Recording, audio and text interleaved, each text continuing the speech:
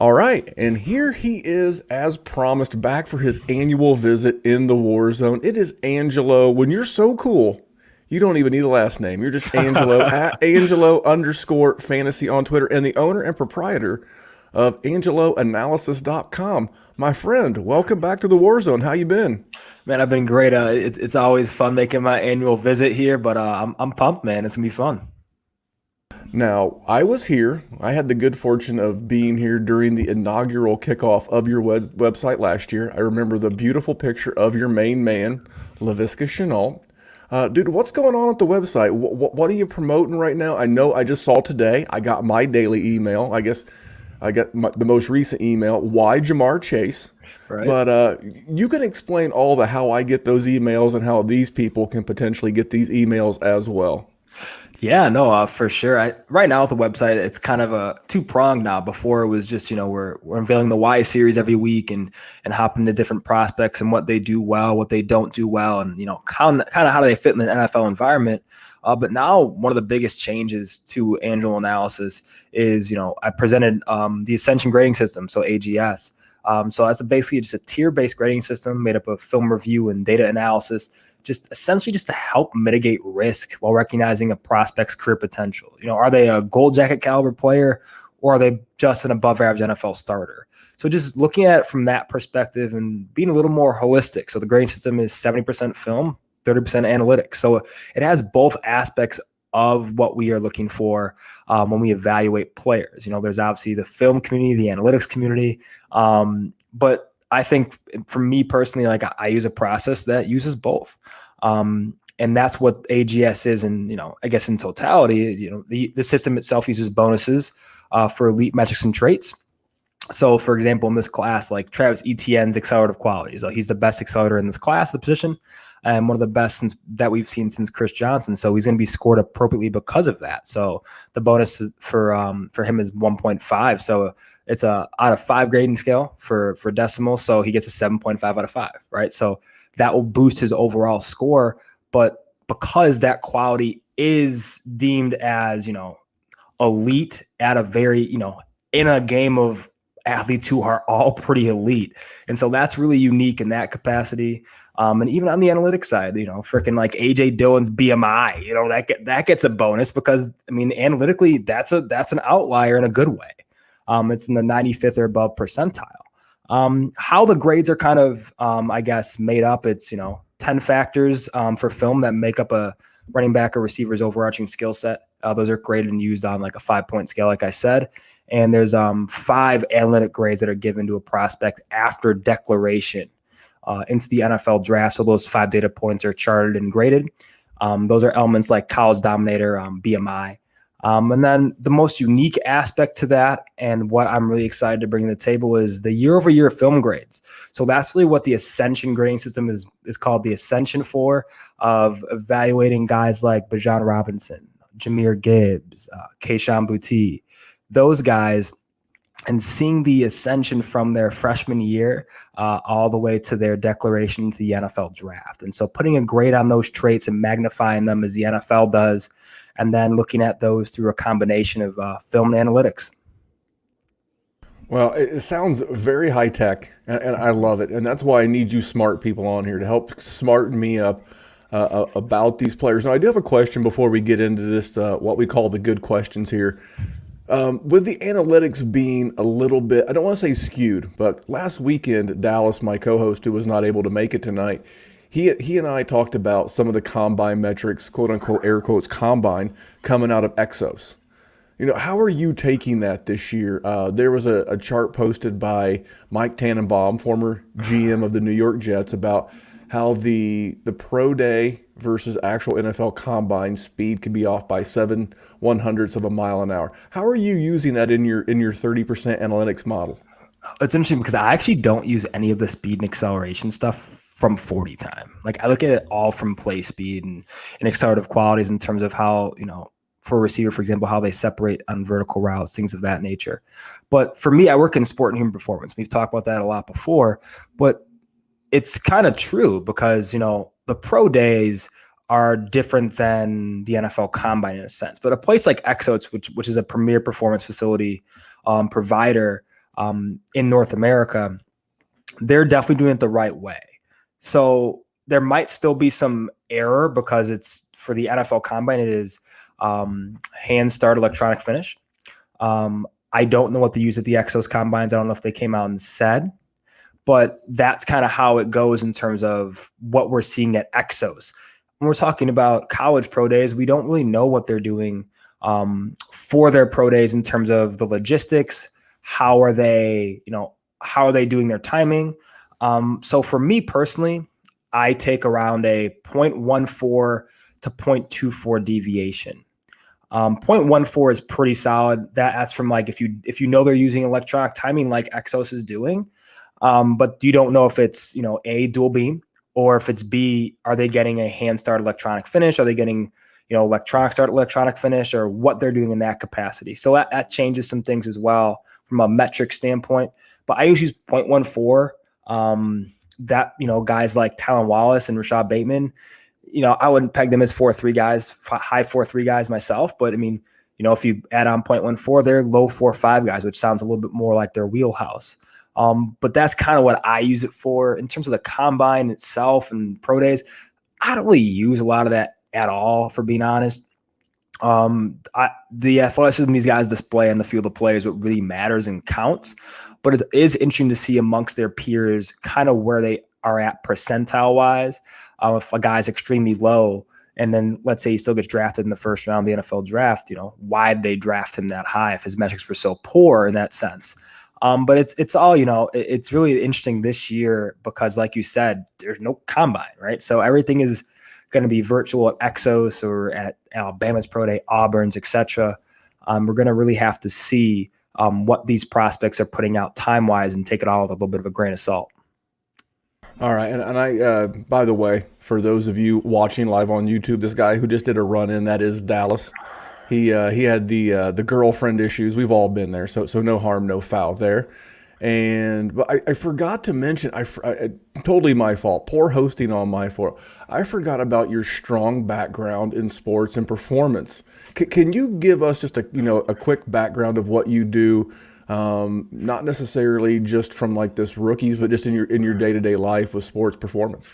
Yeah, no, I mean, I'm just super fortunate to be hands-on with athletes and practitioners alike. So it's a blessing to me to be around high-level athletes and see them move up close and help them and their coaches solve problems. So I get to work with an abundance of different athletes in different sports, different ages as well, from like high school kids who are trying to make it collegiately, or you have your high level collegians in the Big Ten, or you have your, professional athletes in some senses. So that's kind of the unique thing about my day to day is I get to actually solve problems and help athletes solve problems.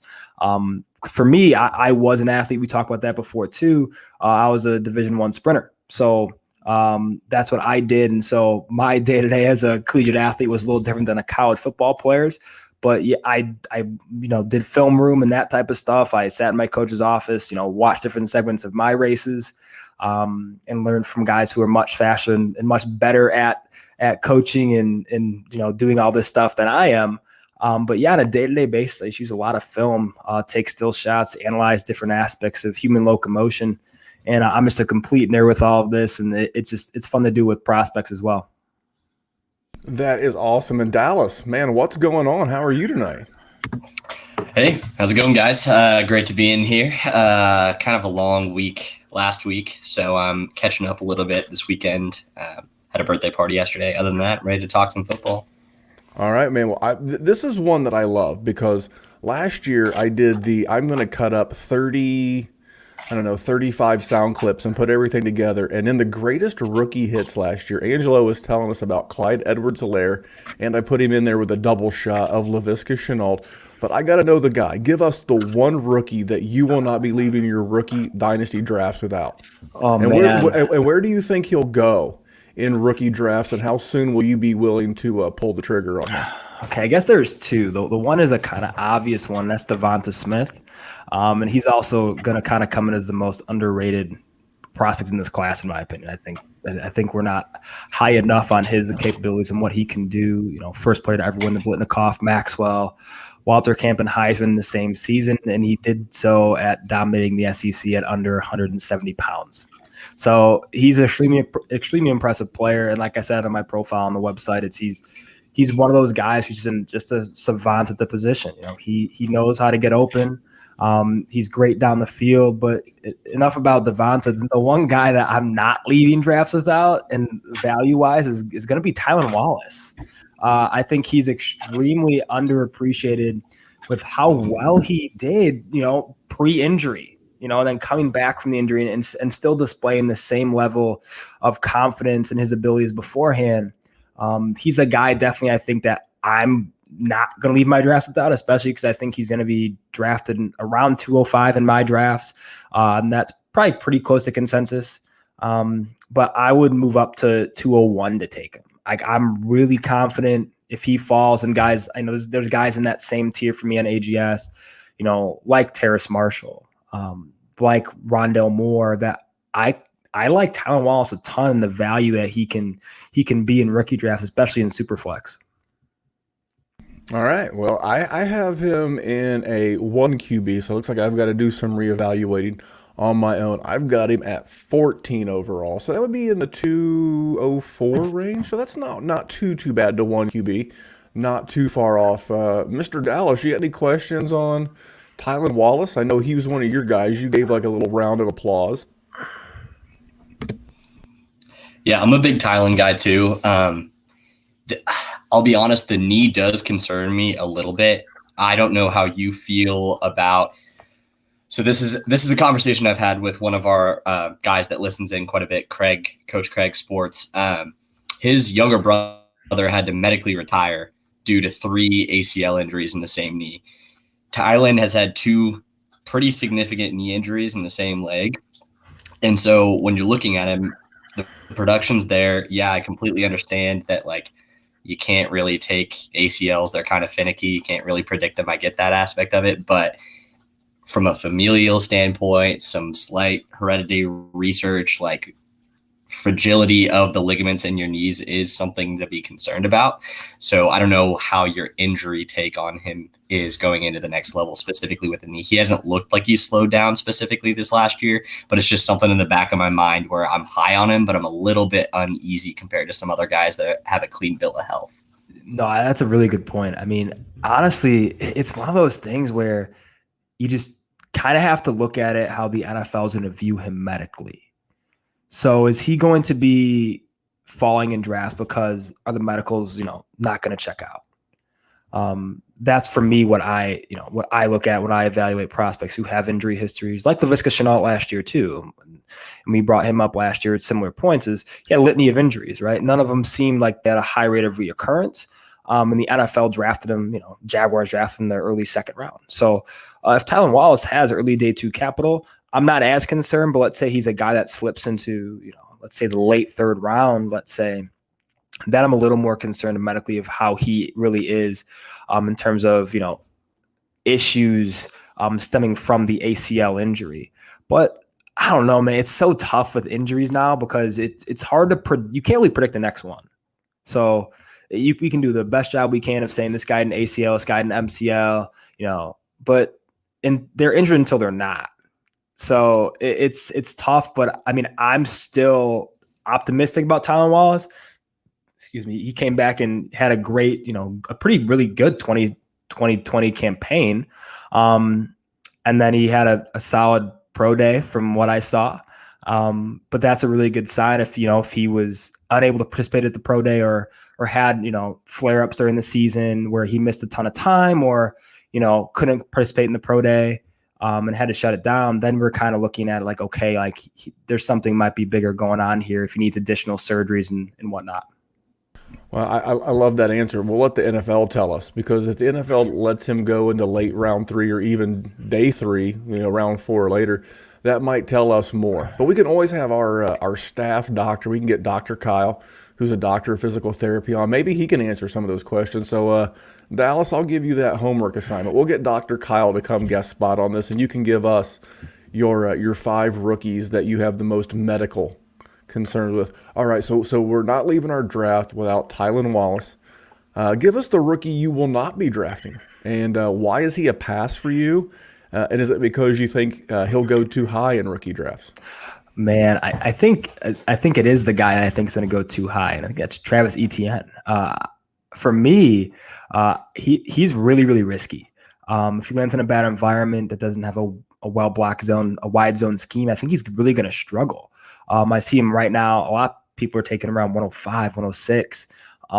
And honestly, I'm taking guys like Smith, Waddle, Bateman, and more over Etienne. I like Javonte Williams over Etienne as well. I have Etienne in that Pro Bowl tier in AGS, but he is a pretty big risk to me. I don't think he's even close to the player that Najee Harris is, and I think Javonte Williams offers a little bit more of a floor to him touchdown wise because it does his work around the goal line.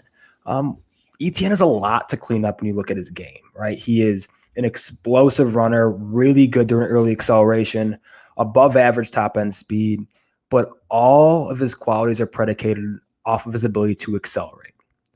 If he is stuck in the backfield to make decisions and process information, he doesn't do well with that, right? And the NFL game is predicated off of being a really good processor at the running back position.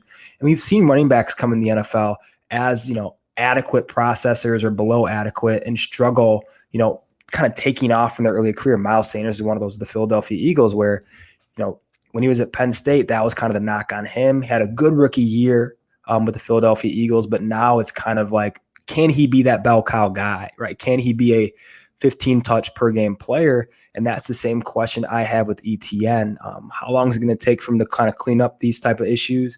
And is that worth me spending a mid first round rookie draft pick on? And I think a lot of similar players like a Smith, who's a lot safer in my opinion than a guy like Etienne, a guy like Moore who offers a bit more upside too. There are a guy like Williams who offers a better floor at the running back position. So for me, that's the one guy I'm probably not going to be drafting at cost. If he starts to fall a bit in rookie drafts, I'd say 108 to the 110 range, then I'll be looking to acquire him more often. But at his current cost, he's a guy I'm probably not going to be touching around 105 to 106. All right, before I throw it to Dallas for his follow-up question, now you are at least the fourth analyst that I've either heard or had the good privilege of speaking to that have had Javonte Williams ahead of him, including Greg Cosell. Greg Cosell, 40 years at NFL Films. He has become a big Javonte Williams fan. Our own Matty Big Chest, he does all of our graphics that you can see here on YouTube. He was the first person that I really recall saying it, and I called him a blasphemer, but in the subsequent follow-up to hearing that, it's like, man, this is starting to become more of a steady drumbeat and more good things about Javonte Williams. So is he your RB2 in this class? So it's funny because on film, so I'm on the Ascension grades, it has the film grade, the analytics grade, and the overall Ascension grade of the compilation of the two. And yeah, Williams is my RB2 on film. Najee Harris runs away with it as RB1. He's in a tier of his own in that, right? But I mean, Etienne's around RB4, RB5 in terms of film, because there isn't a lot besides the one quality. If you're going to be a running back in the NFL, you have to be a very well-rounded player. You have to block well. You have to catch the ball in the backfield well. You have to read wide zone well. You have to read inside zone well. You have to be really versatile in terms of what you can do. He doesn't have that versatility yet in Etienne. So I like him. If he goes to San Francisco, you're taking him at 104 because he is the perfect Kyle Shanahan back, but he's not a guy you can kind of throw in anywhere and have success like a guy like Najee Harris. Najee Harris can play for all 32 NFL teams, and he's going to be successful because he's that good. Javonte Williams as well, as he's going to find a role on an offense that's going to use him in short yards on the goal line and being that primary ball carrier. But for Etienne, we just have that question mark of what is he going to be role-wise, and how is his specific skill set going to translate to the NFL level? And it's those big question marks, like I said, that I'm going to fade that a little bit and let the cost kind of come down before I take a stab at it. All right, Dallas, any questions to follow up on Etienne before we go to the next question? Yeah, I couldn't agree with you more when it comes to landing spot, because when I'm looking at the top 5 running backs consensus-wise, Etienne's the only one that I think is running like running back location specific that it's really going to shift your opinion on him one way or the other. We have concerns about Gainwell's weight, obviously, but his play style fits anywhere. Najee's play style fits anywhere. Michael Carter can be a satellite back anywhere. Like everyone else in the consensus top 5 conversation, there's not if he lands in the Jets, it's going to be a horrible fit. And that's the thing that I'm concerned about. Same thing as you said, the straight line speed's amazing. He's got the pop plays. He showed that he can catch, even though he still looks super nervous doing it to me. It's just one of those things I'm uncomfortable with him. But for me, I'm looking at the running back needy team specifically in the first couple of rounds. How would you feel about him in Atlanta specifically? I think that's a really interesting fit. And you're not the first one to say that, Dallas. And I think, man, if you look at it, he's a player that is going to need more of a running back centric scheme, sort of like the 49ers. And Atlanta's one too, because look who's their offensive coordinator, Arthur Smith. So that's why I like it. Yeah. So if they take ETN, that means he is going to be the guy. And their scheme on the ground is going to be predicated towards what ETN does well. So that I'm on board with any running back who goes to Atlanta is going to be the primary ball carrier because of the success and the resurrection almost of Derrick Henry's career and what that looked like under Arthur Smith. So that'd be a fantastic landing spot. I mean, ETN to me he's a moon or a basement type player where he's going to either, you shoot for the moon, land in the stars, and you have an absolute superstar running back and a fantasy superstar as well, or you're going to get a guy who's going to frustrate the heck out of you on a week-to-week basis and provide some pretty, like I said, frustrating inconsistency. But if he lands in Atlanta in particular, I like it. I mean, I think any running back who lands there is in a great spot, but a guy as explosive and has, niche like ETN is, I think that's a perfect fit for a guy like Arthur Smith to use his capabilities. Well, I'm going to use one before I ask my next question that kind of ties back into all of this. And you mentioned the New York Jets, and I've seen ETN drafted there a lot. They have 2 first-round picks, and now their new offensive coordinator, Mike LaFleur, brother of Matt LaFleur, and brought up in the Shanahan system. So they have invested in the offensive line. They have Mekhi Becton. More than likely, it's been said that Joe Douglas, he came out last week and said that he would take phone calls on Sam Darnold, which means Sam Darnold's on the block. So they're going to have a new quarterback. They're going to have this new offensive system. So if ETN lands there, I would say to Angelo's point, anywhere that runs a Shanahan-based, zone system is going to be a good fit. And the cool thing is it's a copycat league, and so many teams are running that right now. His landing spots aren't 32 like Harris. But it could be better than we think. So here's my next question, and I hope it's not a repeat answer. But who is the most overrated rookie in this class? Oh, man. I know it's tough because there's a lot of guys we love. In all positions, I would say not overrated, but maybe misunderstood. I think it's Jalen Waddle. I think a lot of people are expecting him to be a set it and forget it wide receiver 1 in the near future, to be a focal point of a passing offense. But if you look at how he wins, you look at where he wins, and there's a lack of variety that comes along with it. He's a receiver that works primarily on the 3rd level. So he's going to be your deep target. He's going to be running your double moves and getting open deep because he's a fantastic accelerator and he has great top end speed to go along with it. But if you look at, him at Alabama, he was really never the guy. And, obviously Devonta Smith and Judy and Ruggs and company there. I mean, there's a lot going on, but he wasn't the guy in terms of where he got his targets. He wasn't a guy who worked over the middle of the field often. His route tree was pretty limited. It's either on the 1st level manufacturing touches for him, or he's going to be on the 3rd level trying to take the top off the defense and blow by some DBs. A guy like Devonta Smith worked on all 3 levels with efficiency, has a ton of packages in his releases. So he has a lot of things going on, Smith does, that Waddle did not. But we are expecting Waddle to have the career arc of similar to a guy like Justin Jefferson almost, where he's going to blow up and take off. But I think if you look at where Jalen Waddle is really a fun, explosive player, it's as a punt returner. He's the best probably the second best special teams player we've seen since Devin Hester. And that to me is what his true value is going to be. He is going to be the best special teams player we've seen since Devin Hester, graced us in that number 4 in the Miami Hurricanes uniform. But that's what he is. I think he's, Waddle's going to have a similar career arc to a guy like Deshaun Jackson, but I don't ever think he's going to be like Jackson. I don't think he's ever going to be that, 130 plus target guy, right? I don't still think that's not Waddle. But that doesn't mean he's going to be a bad player. I just think he's going to be a little more inconsistent for fantasy purposes than we're kind of leading on. Man, it's funny that you mentioned Devin Hester. I have heard so many comps for Jalen Waddle, and I will be honest, he is currently my wide receiver 2 in my rookie rankings. I've heard Tyreek Hill, who returned punts. I've heard T.Y. Hilton, who's returned some kicks. I've heard Dante Hall, if you remember Dante Hall. Yeah, Dante Hall. Yep, dude, I mean, all these comps, I mean, you can see such a spectrum of outcomes. Yeah, lots.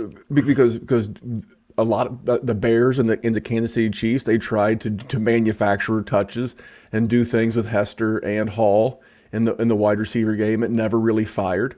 And then you see the great success of a guy like Tyreek Hill and a guy like T.Y. Hilton. Such a wide range of outcomes for Waddle. What about you, Dallas? Where are you at on Waddle, and do you have any follow-up questions on the overrated, I guess, Mr. Waddle? Yeah, you're my man over here tonight. Last week when we had our conversation about this, my most overrated player was Jalen Waddle. For me, I have a floor of John Ross and a ceiling of Deshaun Jackson, and he's going to fall somewhere in that range. He's going to underwhelm, and I'm not using a top 5 pick on him. It's as simple as that. And so I'm not going to have him in any of my drafts. I just don't like him. This is like I think this is the player that me and Memphis disagree the most on. Interesting. Well, here's my thing. So here's what I'm going to do. I am going to take my rankings before, because there's no point in me posting. I post them once a month over on our Patreon, patreon.com/Dynasty Warzone. But I've got to go back and think this through, because here's the thing. I am not so bullheaded and proud that I can't take the good advice of people that I trust. And the reason why I have Angelo on the show every year is because I trust Angelo's opinion of these players. And now I've heard it from my co-host. I've heard it from an amazing guest and an amazing analyst. I've got to go back and ask myself, what am I seeing? Why am I seeing it? And what do I need to do with my rankings to potentially adjust? That's what you're supposed to do. That's how you get better at that. Because these guys are going to be first-round picks, right? And you can't afford to miss on first-round picks in your rookie draft, because that's the building block of the future of an awesome dynasty roster. All right, so give us another guy. Give us your most underrated guy in this class. This is one of my favorite questions, by the way. Give us that underrated guy that we're going to get at value. For me, 2 years ago, it was my man Terry McLaurin. Yeah. I was getting him around 207 to 212 in rookie drafts that year. That has paid off swimmingly. Give us your most underrated dude in this draft. I mean, mine last year, I remember we talked ad nauseum, was Laviska Shenault Jr. This year, it's Devonta Smith. I mean, I've never seen a player who has been as dominant as he has, be wide receiver 7 on some boards, fall into the early second rounds of rookie draft. I saw him fall to 204 in a draft just yesterday. And I'm like, man, I mean, the disrespect from him has gone too far, in my opinion. I mean, this is a guy that, I said this before, I'm going to say it again. He dominated the SEC's best cornerbacks, but he was under 170 pounds. So what does Devonta Smith do well at that high of a level to dominate 4- and 5-star cornerback recruits who are much bigger than he is, who play much stronger? How did he do it on a week-in, week-out basis? So the one thing that sticks out when you look at Devonta Smith is the versatility at the line of scrimmage, right? So he's a guy that can, manipulate the defensive back. He's a guy that can run a variety of different routes. He's has a pretty expansive route tree. He can win on level 1 to level 3. He's great in contested catch situations. And the play speed. I think that's the one thing people don't understand about Smith as well is, or have a misconception about it, is he's a 10-6, 700-meter guy, right? As a 100-meter guy myself, 10-6-7, that's not slow. You're talking about being one of the faster receivers in the NFL at that. Jalen Waddle ran 10.84.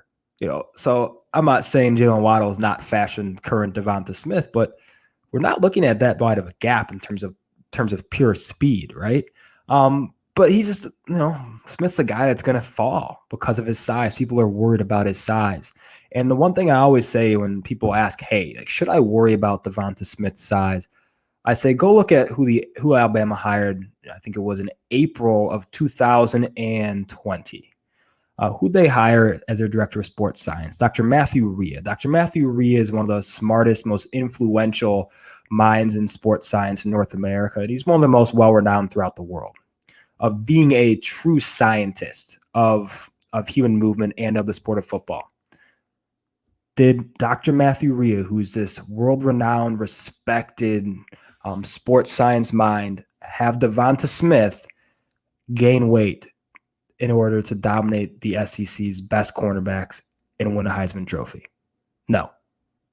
So why should we worry about Devonta Smith doing similar things at the NFL level when he still has minds like that advising him what to do with his body in order to perform at the highest level? That's my take on it. Is we often worry, we worry about things we don't really know much about.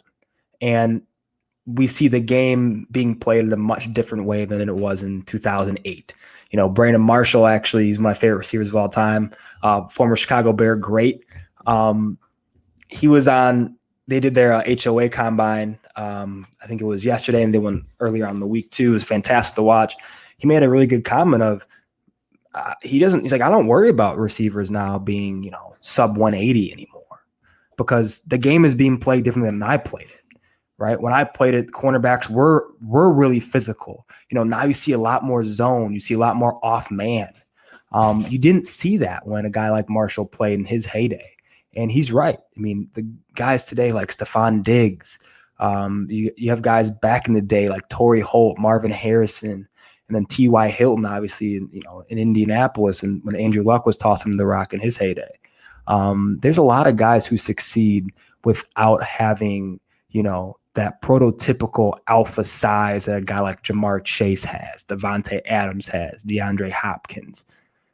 A lot of these guys don't play at the weight that, they say they play. Ocho Cinco came out in his I Am Athlete podcast, which is awesome to watch. If you guys haven't listened to that, man, it's fantastic. He's like, man, I played at 170. This Chad Ocho Cinco, he was regarded as actually at one point the best receiver in the NFL. And he's saying he's playing at 170 pounds. Right. That's the type of stuff for me. I'm, like being a sports performance professional, like I don't worry about weight because there's guys much, much smarter than me who are making these decisions. Well, you absolutely, you hit on one of my favorite comps for him, and that is Marvin Harrison. Now, I've done my research. I've tried to find Marvin Harrison combine metrics. I cannot find them, but I can tell you that he weighed in at 181 pounds. And he was just an eyelash short of 6 feet. And as a guy who watched a ton of his games, and he wasn't the biggest guy, 180 pounds, 6 foot tall, very similar to Devonta Smith. And guys, this is why, we bring all these awesome people on. This is the second amazing analyst that has had him very high. Our man, Ray Garvin at Ray GQ, calls this man the Slim Reaper. And he's right. The game is not played today. And I heard Greg Cosell when he was talking about wide receivers on a podcast I was listening to. They were talking about you can nitpick any prospect to death. He's like, but we talked about this earlier with Travis Etienne. Is the coaching staff going to put him in a position to be successful? So I think this is a great call. Now, I know you're a Devonta Smith guy there. You pushed back on me last week, Dallas. What are your thoughts on Devonta Smith before we hit this man with one more good question? Yeah, for me, Devonta Smith he's the enigma in the class for me. I don't really know how to feel about him just due to the fact where it's another Alabama receiver. This one's the most undersized, but I watched him do what he did this year. The thing is, it was a weird year, but I have one of my rules that I follow over the last couple of years is Heisman winners get my vote of confidence going into fantasy football drafts, regardless of who they are. Because if you look back track record wise, just over the last decade who you consider busts out of these players. So you have Joe Burrow. It's early. I wouldn't call him a bust even remotely. Kyler Murray, smashed out of the park. Baker Mayfield, middle of the road. Lamar Jackson, smash of the park. Derrick Henry, smash of the park. I don't want to hear anything about his first 2 years anymore. I'm done with that talk. Marcus Mariota, bust. Right? Jameis Winston, bust. Those would be the two that I would consider busts. Continuing to go back. Well, I'm not going to sit here and listen to you besmirch the good name of Jameis Winston. He's getting ready to get his starting. I'm kidding, but he's in the middle of the road. A guy with 30 touchdowns and 5,000 yard passing, you at least got to give that man middle of the road. The only reason that I call him a bust, along with Marcus Mariota, is he did not play last year. You got one game out of him. Well, so he'll be okay. One thing I forgot to bring up, we were talking about my man Marvin Harrison and his slight frame, and Marvin did play a Hall of Fame career, and he had the hell. He played when defensive backs could beat the hell out of you. And not only did he play at a high level, he played against much more aggressive defensive backs. I think Marvin Harrison had 8 straight years of 10-plus touchdowns. Yeah, gang, don't sell yourself short on this guy because you quote-unquote heard on fantasy Twitter that he's a little small. All right, I'm going to get you out of here. We have a couple more quick questions for you. Sure. Give us the next James Robinson. Now, we're not asking you to give us a small school guy that's going to be a top 5 fantasy producer up until like the fantasy playoffs. That we're not putting that level of pressure on you. But give us a guy, maybe he went to a Southern Illinois or an Appalachian State or somewhere like that. Give us a small school guy that we need to keep on the radar that we can pluck maybe in the 4th round as opposed to like the 5th round or undrafted free agent because you've seen some stuff through your predictive model that will give us an inside edge. I think it's funny because it's not going to be a guy that's going to be as, a Southern Illinois or, a smaller school. It's going to be a guy who produced at a high level in a pretty difficult conference, but went to it's an awful football school, and that's Puka Williams Jr. Do I think he's going to be a James Robinson in terms of rushing workload? Dude, Puka Williams is like 5'8", 170 pounds, and that's not gonna be how it rolls. But we forget, man, Puka had over 1,400 total yards and 9 touchdowns as a freshman. That's like, those are numbers that are pretty unheard of, right?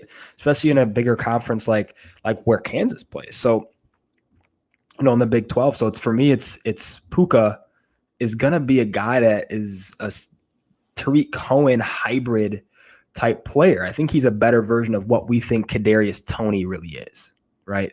And I think that's what we're looking at when we get Puka Williams is he can play in the slot. He's a good runner, aggressive out of the backfield, better play strength than he's given credit for. But he's going to be a guy that if an NFL team wants that kind of joker hybrid type player, it's going to be Puka. And I love what he does on film. I mean, if you want to watch some fun high school tape, Puka Williams Jr. literally drop kicked the guy. This has nothing to do with fantasy football, but he drop kicked the guy like out of bounds, like in high school. This is the most absurd play you've ever seen in your whole life. But there are a couple of high school tapes that I go back to when I just want to have fun and just watch. Noel Devine is one of them. If you guys ever know Noel Devine, former West Virginia Mountaineer. And then Puka Williams Jr.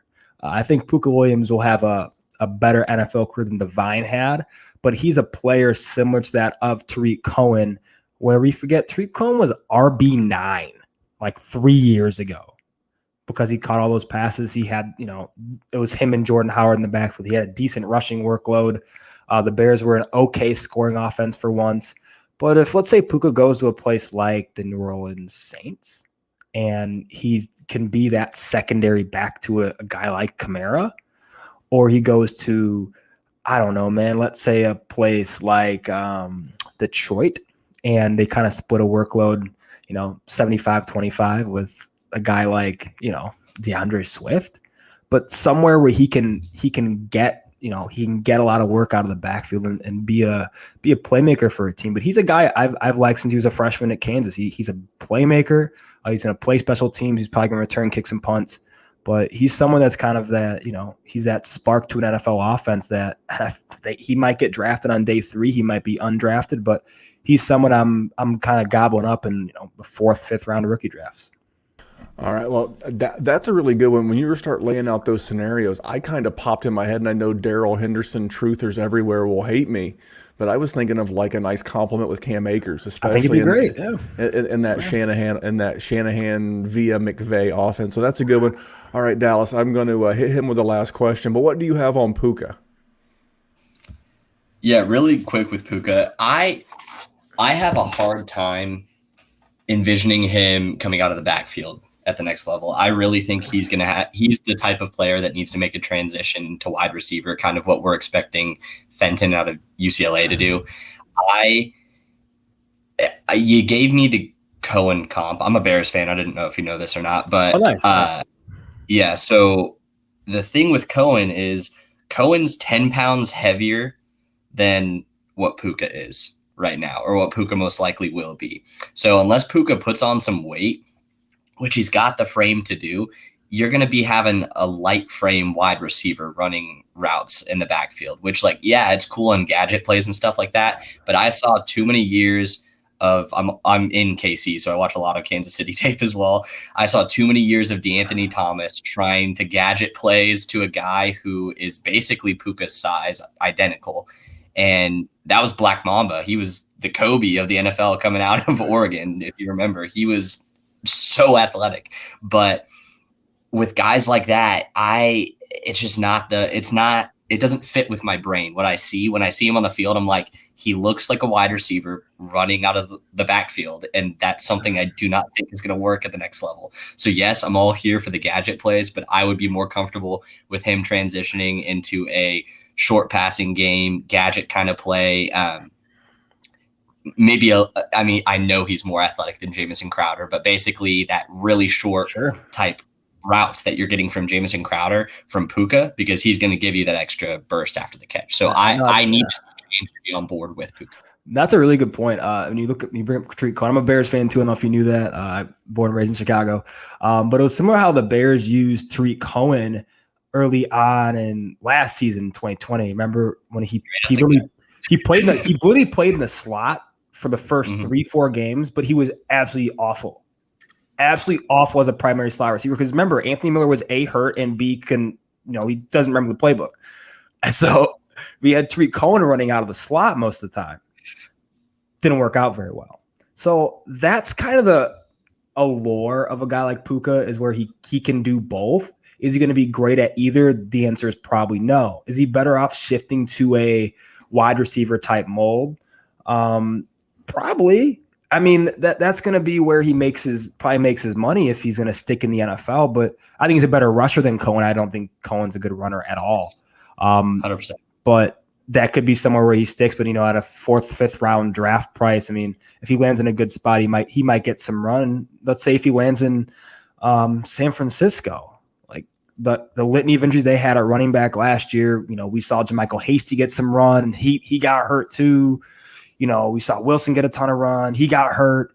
So all it takes is some opportunity, but he's a guy, I think it's a really interesting, kind of unique package at the position in this year's draft. He's a budget guy that I actually like a lot in Miami, just with Tua's skill set. Oh, it'd be great. They got a lot of big towers on the outside. Just keep that in mind for like the 4th or 5th round. That'd be really interesting fit in Miami, I think, too, because I think Flores is going to want to get the ball to Tua's hand pretty quick. And I think, that's going to be a big deal with them. And they might, at 3, I don't know what you think they do at 3. I think they go Jamar Chase at 3. But later on in the draft, they're going to need to get some weapons surrounding them. Jakeem Grant isn't really doing much. So they need to replace him and play that role a little better. And Puka Williams could potentially do that. And Miami's got like 9 total draft picks. They have so got a many. bunch. All right, we're gonna wrap this one up on a 2-parter. So here we go. Since Dallas brought his name up, Demetric Felton, another guy that I'm very intrigued by.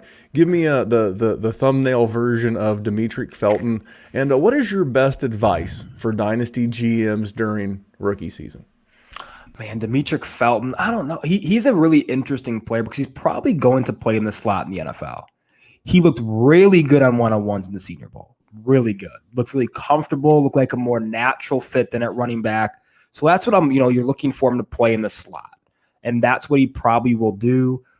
Do I think he's going to be a mega producer? But no, but maybe like an Amendola type player where he's might end up being a safety blanket for an NFL offense one day as he kind of grows in the position. But I like him. I like him right after the catch.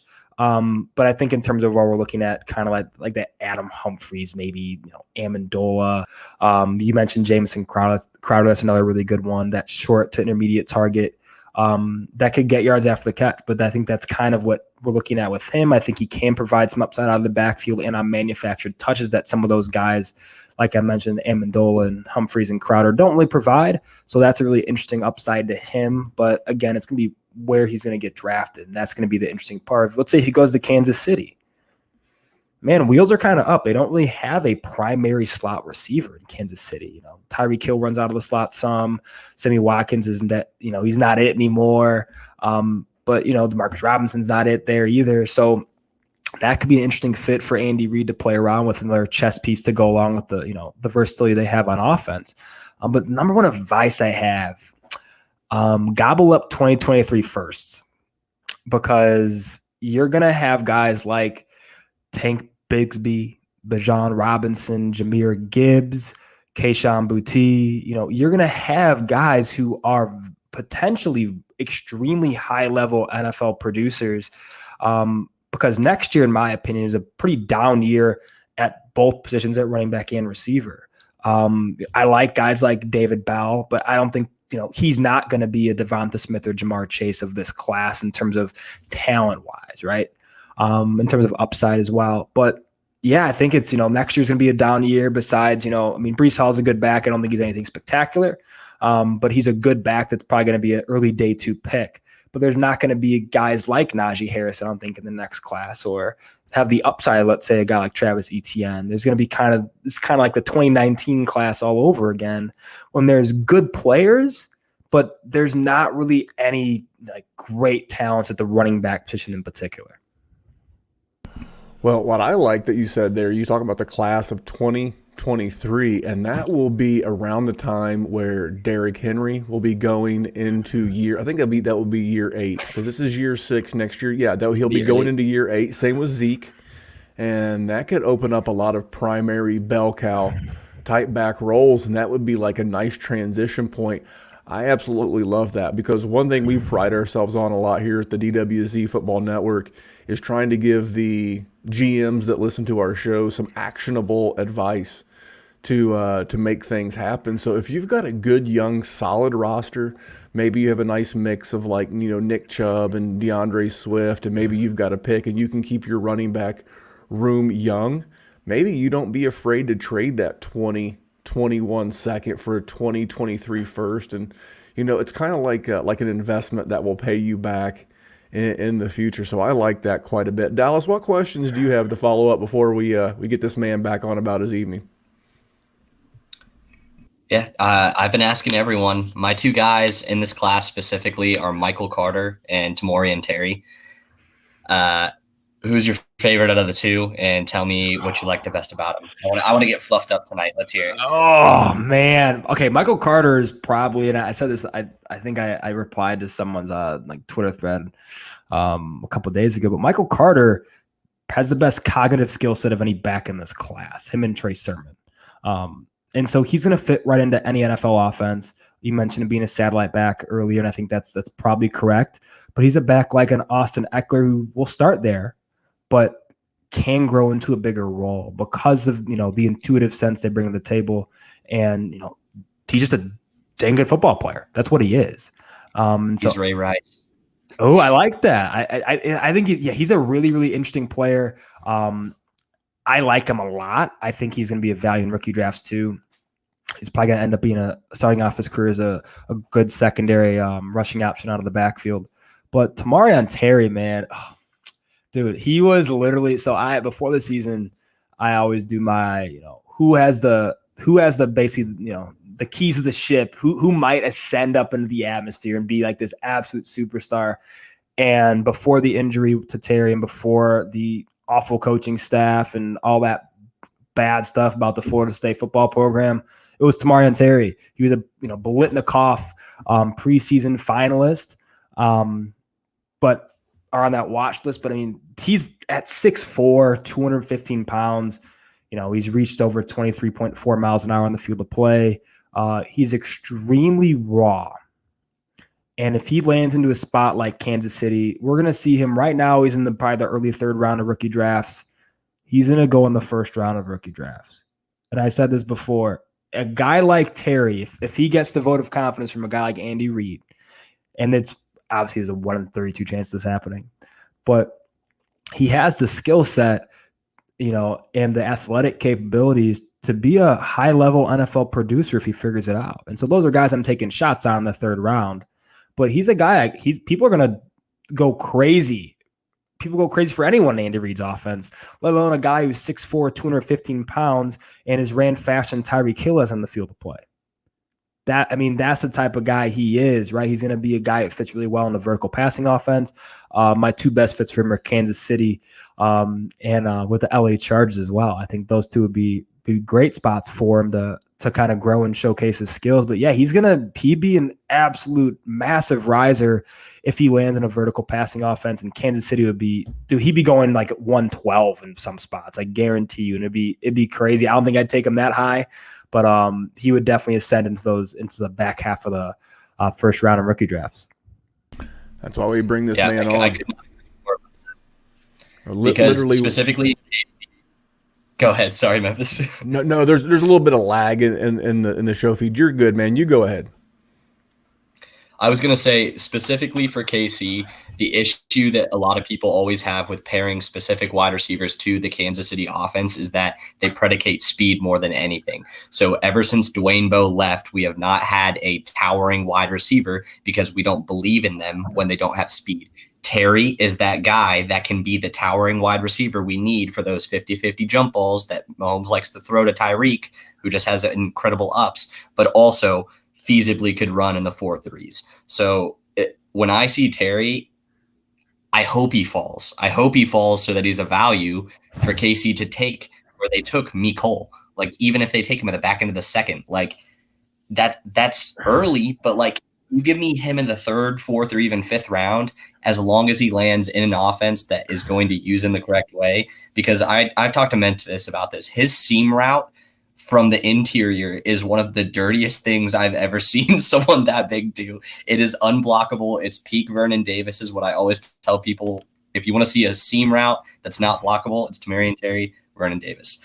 I am going to be doing backflips if he lands in KC. No, he's a fun player, man. He's fun to watch, and when you evaluate him, one thing you appreciate is he's a really high quality mover too, at that size in particular. So that's something that jumps out at me is, can he run a more diverse route tree than Florida State let him? And I think the answer to that is yes. Is he more than the vertical option? We won't know, but I think he can be.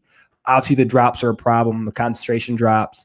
That type of thing is an issue. But one thing that I think that's interesting is he was a really good gunner on special teams too. A really good gunner. And that's going to help his NFL draft stock a bit. If he checks out medically, I know he had a cleanup procedure on his knee, I believe. And he also had some character issues. So if he interviews well, checks out medically, checks both those boxes with flying colors, NFL teams will want to take a shot on him because he is a versatile player. He can be a primary option in the vertical passing offense one day, and he's going to help you out on special teams. So, I mean, I'm a big believer in Tamarian Terry and his potential, but where he lands is going to have a lot to do with how much success he has early on in his career. Well, this is why we bring this man on. One of the best in the game today. You got to get over to angeloanalysis.com. Get on that email list. I'm on the email list. It will serve you quite well. Angelo, what else is going on, man? What do you want these people to know? Any Patreon, anything like that? We got a great group of listeners here, very supportive of the community and the work. I love it, man. Well, thank you guys again for having me on. I appreciate it. And Dallas is the first time I've been on with you, so it's definitely been a pleasure. But yeah, you can basically find me at angeloanalysis.com, man. I mean, and on Twitter at Angelo_fantasy. A lot of things I'm doing now is the AGS, the Ascension Grain Systems has gone up. Receivers and running backs are up. The first batch of those are out. So you can catch those on there. Guys like Kyle Pitts, who I have rated as a wide receiver, actually. Devonta Smith, Jamar Chase, and Najee Harris and company are all up there and in their specific tiers and graded out. And then the Y series, that's kind of the fun stuff, right? So it's how these players fit into the NFL today. And what do we see with these players that makes them unique, right? These are all prospects. No prospect is the same. But what are these guys? What are their ceilings and floors? And what does that look like at the NFL level? And how are they going to be deployed? And what's their unique skill set and things of that nature. So that's all up on the website. And you can catch a lot of that stuff on Twitter in terms of announcements. And Memphis, mentioned the email list. So I send out an email every single week when things go up on the website, just so people are in the know of when things are dropping, and so they can kind of get to the goods and read up about it. Well, there you go, man. He is a great guest, and I look forward to this conversation every single rookie draft season. And on behalf of that man, his name is Angelo, and on behalf of my co-host Dallas, my name is Memphis. And remember, here at the DWZ, we're just trying to make the world a better place for fantasy football.